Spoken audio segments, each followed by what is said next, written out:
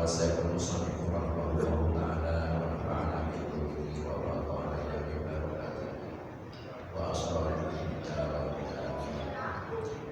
Bismillahirrahmanirrahim. Para jamaah rahimahullah, kita melanjutkan pembacaan kitab Safinatul Najah dengan syarahnya kitab Asyifatus Sajah. Sekarang menyampai di bab arkanus shalah. Faslun ini satu pasal. Arkanus sholati sab'ata asyara. Adapun rukun-rukunnya sholat itu sab'ata asyara, ialah ada 17. Dalam kitab Safina ini rukunnya sholat ada 17. Apa rukun itu? Sebagaimana sering kita dengar, yang disebut rukun itu adalah pekerjaan yang harus dilaksanakan, yang merupakan bagian dari pelaksanaan sholat, yang kalau ditinggalkan sholatnya tidak sah. Itu rukun, pekerjaan yang ada di dalam sholat dan harus dilaksanakan. Kalau tidak, batal sholatnya. Contohnya baca Fatihah. Baca Fatihah itu rukun, berada dalam pekerjaan sholat. Kalau tidak dibaca Al-Fatihah dalam sholat, maka sholatnya tidak sah. Nah, rukun ini ada 17 dalam kitab Safina ini. 17 itu semuanya harus dilakukan. Beda dengan syarat. Kalau syarat berada di luar sholat. Syarat kalau tidak dilakukan, ya tidak sah juga sholatnya. Tapi kalau syarat berada di luar pekerjaan sholat, seperti wudu. Wudu itu syarat namanya, dan wudu bukan bagian dari pelaksanaan sholat. Kalau rukun ini bagian dari sholat yang harus dilakukan. Maka di sini dikatakan arkanus sholat, rukun-rukunnya sholat ada 17. Masing-masing dari 17 itu tidak boleh ditinggal. Harus ada. Kalau tidak ada, batal sholat kita. Nah, apa itu yang 17?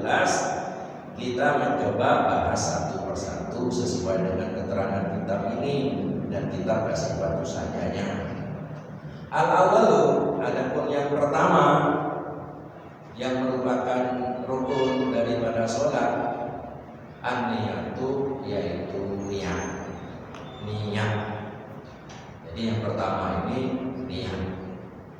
Berarti orang sholat itu, sholat apapun namanya, sholat fardu, sholat sunnah, rukun yang pertama yang harus ada pada dirinya adalah an-niyatu, yaitu niat.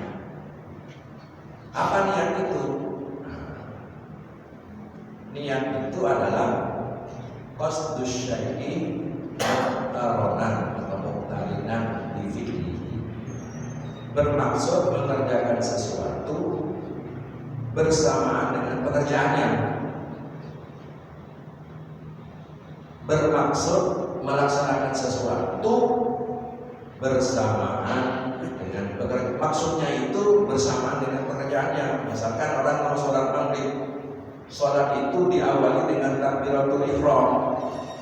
Maka ketika takbiratul ihram sudah terbayang niatnya bahwa dia mau sholat.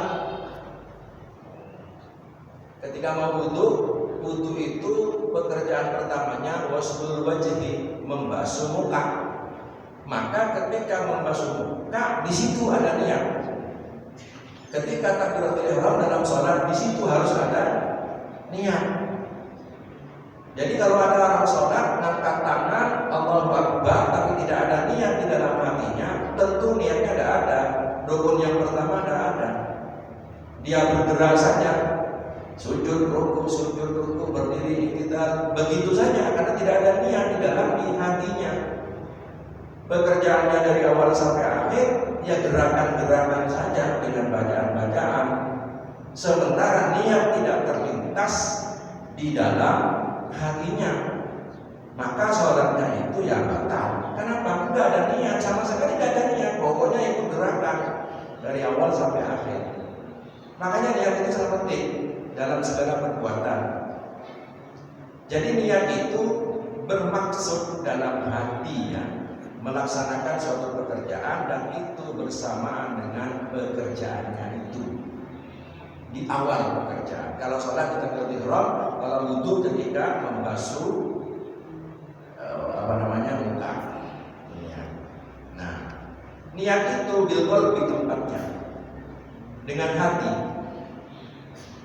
Hati. Jadi hati itu ketika kita takbiratul ihram udah terlintas bahwa kita mau melaksanakan sholat dari pertama sampai akhir. Angkat tangan, baca Fatihah, rukuk, sujud. Sujud di antara dua, tasyahud awal, itu sudah tergambar dalam hatinya ketika takbiratul ihram. Ketika Allahu Akbar itu terbayang bahwa dia mau sholat gitu. Bagaimana kalau ada niat? Ya ketika takbiratul ihram Allah lupa sudah ada niat apa di hati ini. Berarti dia tidak niat. Karena tidak terlintas apapun ketika takbiratul ihram, pokoknya ikut dan pokoknya sujud, pokoknya ruku, pokoknya sujud. Nah itu berarti tidak ada niat. Jadi niat itu harus di dalam hati. Fala yajibu an nutqu biha bil lisan. Tidak wajib melafazkan, mengucapkan niat dengan lisan. Pakai usul ini, tidak wajib. Lakin yusan, tetapi disunatkan dalam mazhab Syafi'i mengucapkan niat dengan melafazkan sholli, hukumnya sunat dalam mazhab Syafi'i dan mayoritas ulama mengatakan hukumnya sunat at-talaffuzu bin niyati, melafazkan niat. Walaupun ada pendapat lain tidak boleh mengucapkan usolli dalam mazhab lain. Pendapatnya ada, dalilnya ada. Dalam mazhab Syafi'i dan mayoritas ulama mengucapkan lafaz niat itu mustahab pun disunatkan, dalilnya banyak. Bagaimana? Ya kalau sholat usolli fardal maghribi salasa raka'atin mustaqbilal qiblati adaan lillahi ta'ala ma'muman lillahi ta'ala wa imaman lillahi ta'ala Allahu Akbar. Kapan melafazkan ini? Yang benar itu dalam beberapa keterangan seperti kitab Al-Fiqhul Manhaji itu ubailat takbir. Tempatnya usolli itu menjelang takbir. Jadi ketika kita mau sholat maghrib misalkan menjelang mau takbir kita lafazkan usolli fardal maghribi salasa raka'atin mustaqbilal qiblati ma'muman lillahi ta'ala Allah. Nah ketika Allahu Akbar kita membayangkan dalam hatinya bahwa kita mau sholat maghrib. Allahu Akbar. Begitu. Mengapa disunatkan mengucapkan dengan lisan? Liyu'awinah al-lisanu al-qalbah, agar mengucapkan lisan itu membantu kemantapan hati. Karena kalau diucapkan hatinya tambah mantap di dalam niat sholat itu, tambah mantap. Kalau tidak pakai usolli, no problem. Yang penting niat, tempatnya niat di dalam hati. Makanya para jamaah, kalau antara hati dengan lisan yang diucapkan tidak sama, maka yang dianggap itu yang ada dalam hati. Hatinya mau sholat maghrib dan dia memang sholat maghrib, tapi lisannya keliru sholli fardhu subhi, maka yang dihitung itu dalam hati. Umpama mau sholat maghrib, dia mengucap di hatinya bilang sholat subuh, tapi di mulutnya bilang sholat maghrib, maka yang dianggap di hati berarti salah niatnya. Karena yang dianggap itu apa yang ada di dalam hati. Ini menjadi problem niat ini di kalangan para ulama. Karena menurut mazhab Syafi'i at-talaffuzu bin niyati sunnatul, melafazkan niat ini hukumnya sunnah. Sementara ada yang lain seperti Muhammadiyah Muhammadiyah itu mengambil pendapat kalau sholat ya itu tidak usah usolli, langsung. Yang penting hatinya Allah, sah juga betul itu. Tapi yang menggunakan usolli, yang menggunakan lafaz usolli agar hati tambah mantap lalu dia ucapkan usolli, maka itu tambah ganjaran, tambah sunnah agar hati tambah kokoh di dalam melafalkan niat. Dalilnya banyak yang dibuktikan oleh, makanya dalam kitab-kitab Syafi'i itu dianjurkan melafalkan usolli. Tapi bapak-bapak sekalian, mengucapkan usolli itu tak usah nyerangin, tetapi begini lebih usolli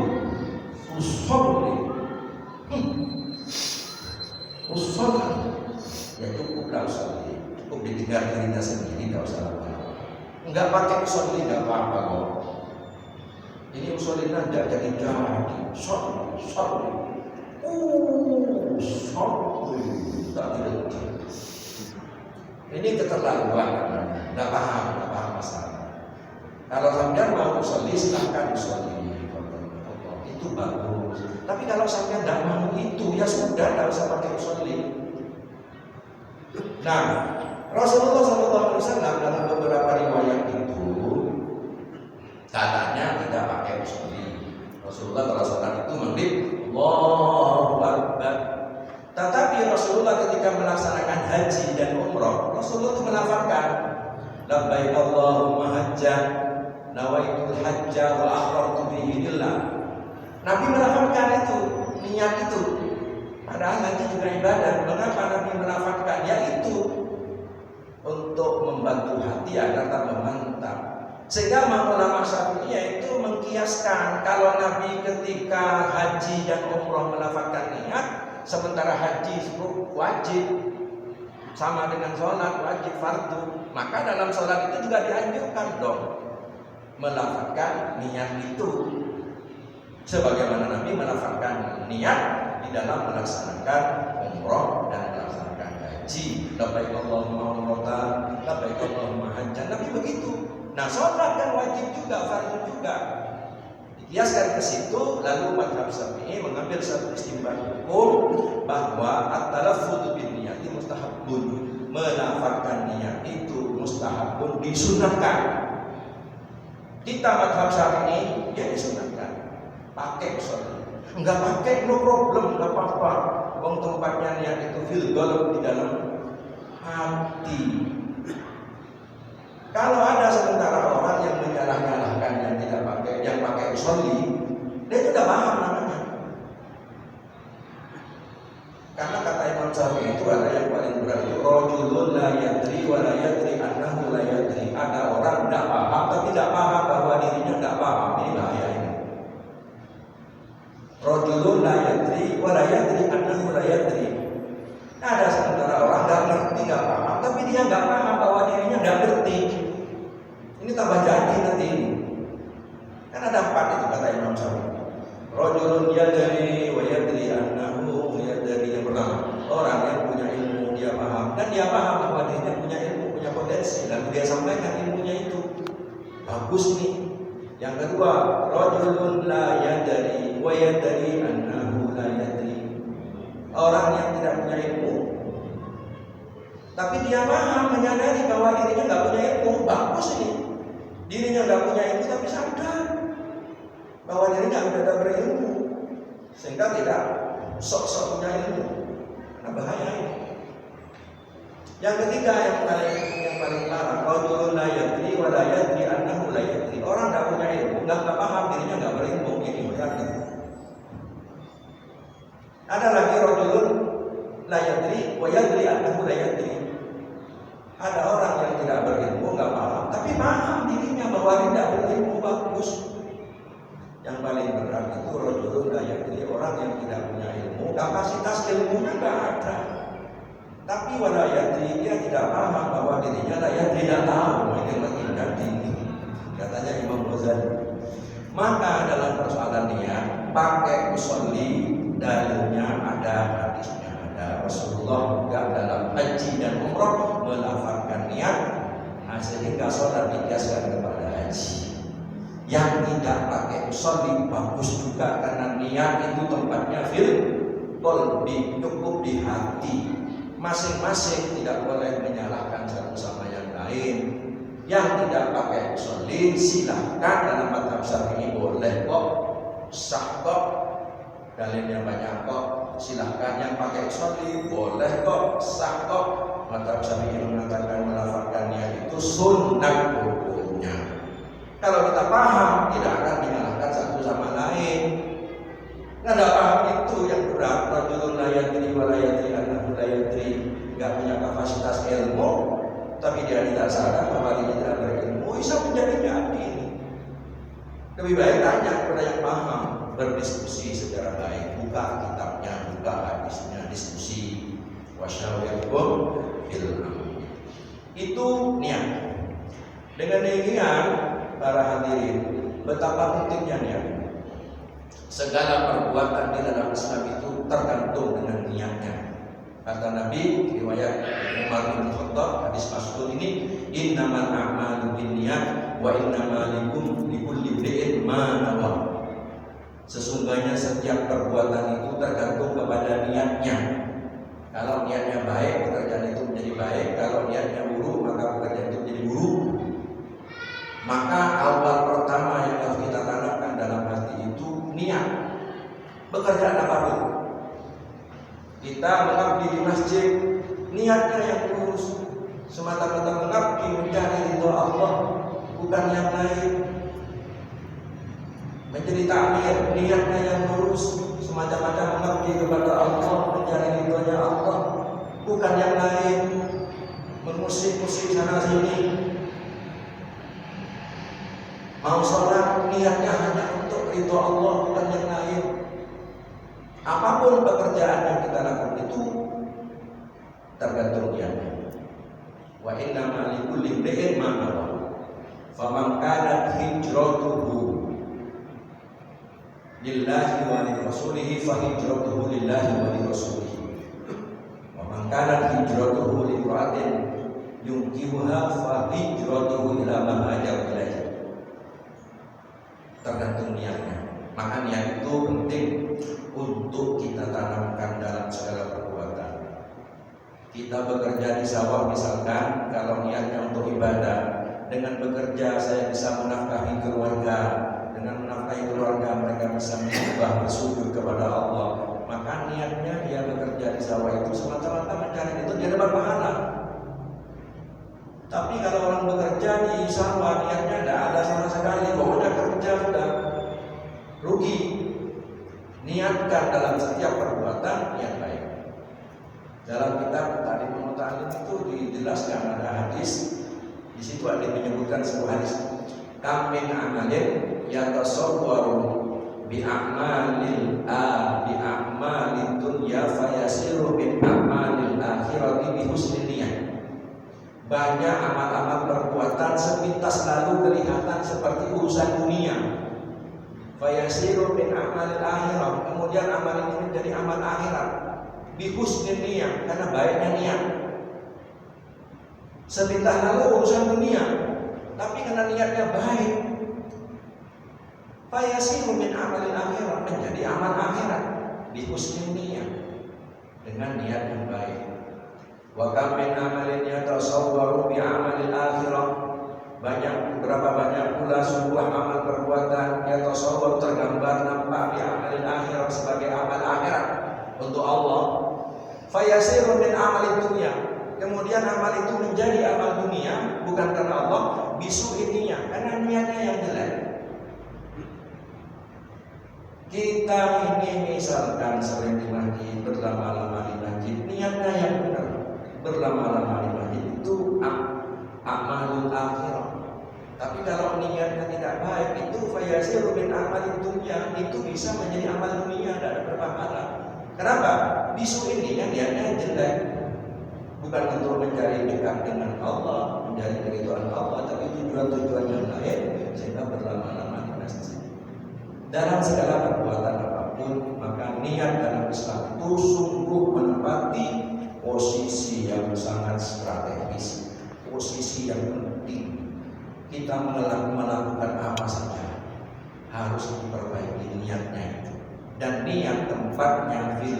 qalbi, di dalam hati kita masing-masing. Apa tujuan kita?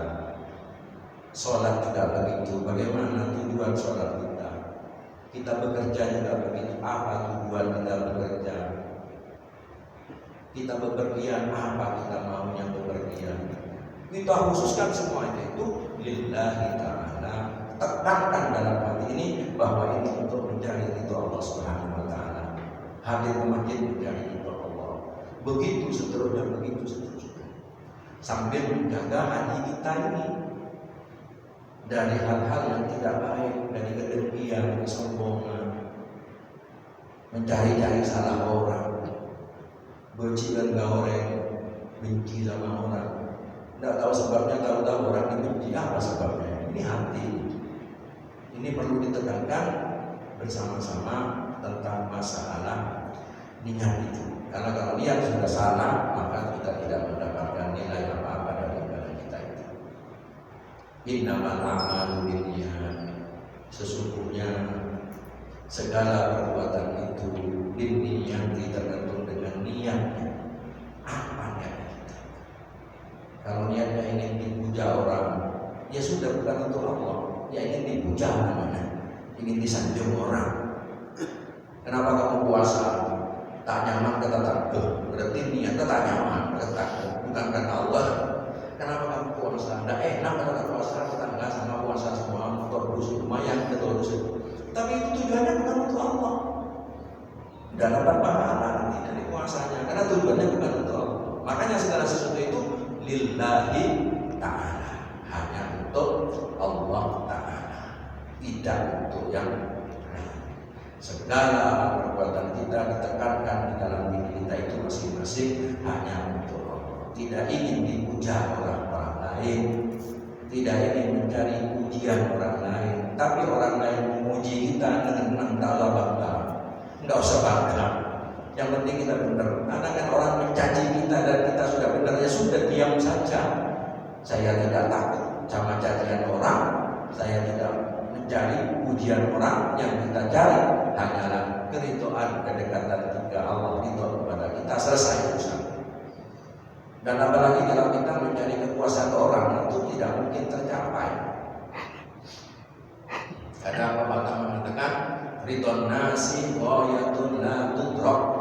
Mencari kepuasan manusia, manusia puas kepada kita semua, manusia senang kepada kita semua. Ghayatun la tudrak, cita-cita yang tidak mungkin pernah digapai. Kalau kita punya cita-cita, manusia suka sama kita semua, lalu kita melakukan hal-hal kebaikan yang banyak pun, kita infakkan 1 truk emas kepada orang, lalu kita mencari puasnya manusia. Oh ya Tuhan, cita-cita itu tidak mungkin tercapai.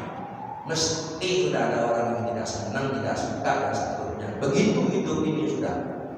Yang penting kita laksanakan itu benar, laksanakan. Orang memuji kita, ya alhamdulillah, tidak usah bangga. Orang mencela kita, ya sudah, tidak usah susah. Begitu sudah. Ini begitu. Sehingga betul pepatah itu. Ridhon nasi ghayatun la tudrak. Mencari kepuasan, kesenangan manusia puas semua kepada kita, senang semua kepada kita. Ghayatun la tudrak, cita-cita yang tidak mungkin pernah tergapai. Ya begitulah kita sudah, siapapun orangnya.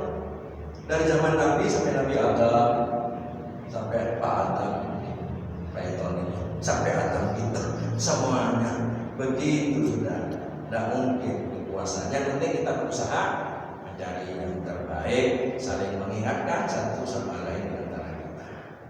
Inilah rukun Islam yang pertama, al-awwalu an-niyatu, ialah niat. Aidil qalbi, artinya dengan hati. Niat itu tepatnya di hati. Fala yajibu nutqu biha, tidak wajib diucapkan. Usolli tidak wajib, dawaitu somawati tidak wajib diucapkan, cukup di hati. Tapi lakin yusannu, akan tetapi mengucapkan niat disunatkan. Kalau ada hati yang berbeda dengan ucapan, yang dihitung yang ada di hati. Hatinya mau sholat maghrib dan sesuai sudah dengan sholat maghribnya, tapi lisannya keliru usolli fardhol isya, maka yang dianggap dalam hati itu sah. Tapi kalau hatinya mau dia sholat maghrib, hatinya bilang sholat subuh, tapi lisannya bilang sholat maghrib sesuai dengan maghrib yang dilaksanakannya, maka tidak sah. Kenapa? Hatinya niat subuh padahal dia sholat maghrib. Jadi itu yang harus dilaksanakan. Dan muqaranah, maka dalam niat itu al-muqaranah, membersamakan awal pekerjaan dengan hati, ini memang harus latihan ini. Tempatnya niat itu awal al-fi'li, pertamanya perbuatan. Kalau sholat takbiratul ihram, karena sholat itu diawali dengan takbiratul ihram, Allahu akbar, takbiratul ihram. Di situ awal sholat, Allahu akbar. Kalau sudah takbiratul ihram, orang tidak boleh melakukan hal-hal yang membatalkan sholat. Tidak boleh bicara, tidak boleh makan, tidak boleh minum, tidak boleh kentut. Tapi kalau belum sholat, bicara kan boleh, terima telepon boleh. Ketika sudah dimulai Allahu akbar, tidak boleh sudah melakukan hal-hal yang dilarang dalam sholat. Dimulai dengan takbiratul ihram, diakhiri dengan salam, assalamualaikum. Kalau sudah salam, selesai. Maka sholat itu definisinya pekerjaan, perbuatan, ucapan yang dilaksanakan, dimulai dengan takbiratul ihram dan diakhiri dengan salam. Maka niatnya awalul fi'li di ketika takbiratul ihram, Allahu akbar. Nah, di takbiratul ihram itu hati kita sudah membersamakan Allahu akbar. Lafaz niatnya kita ucapkan menjelang takbiratul ihram. Karena kalau ketika takbiratul ihram gimana? Kan Allahu akbar. Usolli fardhu dhuhri salah rakaatin mustaqbil lagi ada nilai taala Allah. Nah, ketika Allahu akbar itu hatinya hadir bahwa dia melaksanakan salat maghrib, masa subuh, sunat dan seterusnya. Ketika takbiratul ihram hatinya hadir, Allahu akbar. Kalau pakai usolli menjelang takbiratul ihram ucapkan pelan-pelan saja, enggak usah usolli fardhu maghrib salah rakaat. Allahu akbar. Jangan terlalu nyari sok pelan-pelan. Kalau perlu didengar oleh dirinya sendiri juga. Allahu akbar. Ketika Allahu akbar, kita sudah berada dalam sholat. Hadirkan hati kita, pahami bacaan-bacaan kita. Apa yang kita baca dalam sholat itu dipahami sedapat mungkin yang paham. Khusyuk kita itu menghadap Allah. Makanya ketika sholat berlangsung jangan sampai ada riuh, jangan ramai. Anak-anak itu diatur oleh orang tuanya untuk tidak ramai karena mengganggu orang sholat. HP dimatikan dulu, tapi kalau lupa ya jangan lupa, kalau sebenarnya nggak apa-apa. HP saling satu sama itu, kehusuan itu betul-betul tercipta. Dan sunat menciptakan kehusuan itu seperti pakai sejadah. Kalau pakai sejadah itu lebih khusyuk, sunat pakai sejadah. Di masjid ini pakai AC tujuannya untuk menciptakan kehusuan. Sehingga kalau niatnya untuk menciptakan kehusuan lalu dipakai AC, ini sunnah juga ini. Lil wasail hukmul maqasid. Sarana itu mengikuti hukum tujuan. Kalau tujuannya menciptakan kehusuan, maka sarana yang menunjang untuk terciptanya kehusuan itu menjadi sama tujuannya yang dimaksud, menjadi sunat. Kemudian gunakan AC, jaga kebersihan satu sama lain, jaga kebersihannya, dijaga di dalam masjid ini terutama kebersamaan, saling menjaga kebersihan, jaga itu penting karena kita sholat. Saat kita ini pernah ke masjid petepak jalan. Saat kita sholat benar segala. Saat tak sholat petepak segala. Ya. kita ini sholat menghadap Allah, sampai kita sholat bagaimana sekali, bertepak kan, pesepak sekali, kayak undang. Jadi ini rukun-rukun sholat ada 17 yang kita bahas sekarang, masalah niat, bagaimana niat, dan itu sangat penting dalam segala ibadah apapun. Niat itu yang paling penting. Orang haji tergantung niatnya, umroh itu sunat, bagus orang umroh itu. Tapi kalau niatnya ingin dipuja orang, ya dapat pujaan saja, nggak dapat pahala dari Allah. Emang orang mau haji juga begitu, tergantung niatnya. Innamal a'malu binniyat, pekerjaan tergantung niat, ibadah tergantung niat.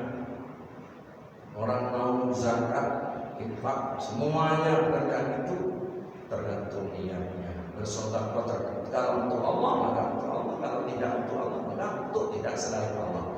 Termasuk sholat yang kita bahas sekarang ini adalah untuk Allah. Jadi ketika kita Allahu Akbar, hadirkan niat itu dalam hati bahwa kita melaksanakan perbuatan itu. Barangkali seperti itu saja. Minggu depan insyaallah rukun sholat yang nomor 2 sedikit-sedikit. Yang penting bisa paham, mudah-mudahan ada manfaatnya bagi kita semua. Ngaji bareng ketika itu pahalanya tidak kurang dari baca Al-Quran, pahalanya tidak kurang dari berzikir, banyak juga pahalanya. Mudah-mudahan pada terima Allah Subhanahu wa taala. Ada pertanyaan? Enggak ada ya? Terima kasih. Mungkin kita akhiri, mudah-mudahan ada manfaatnya. Al-Fatihah.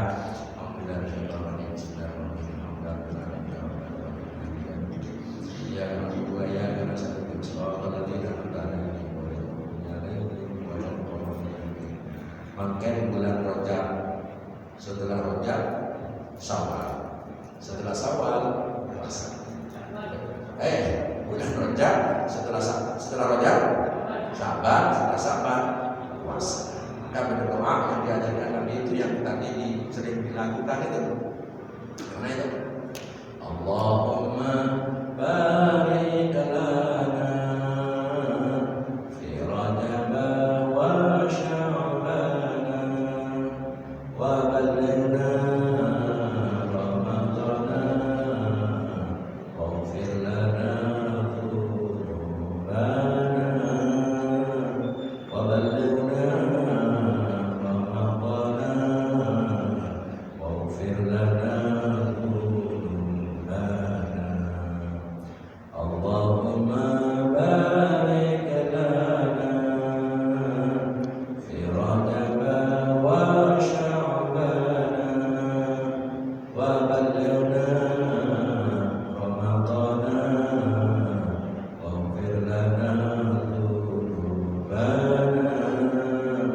wa ballighna Ramadana waghfir lana dhunubana. Wassalamualaikum warahmatullahi wabarakatuh.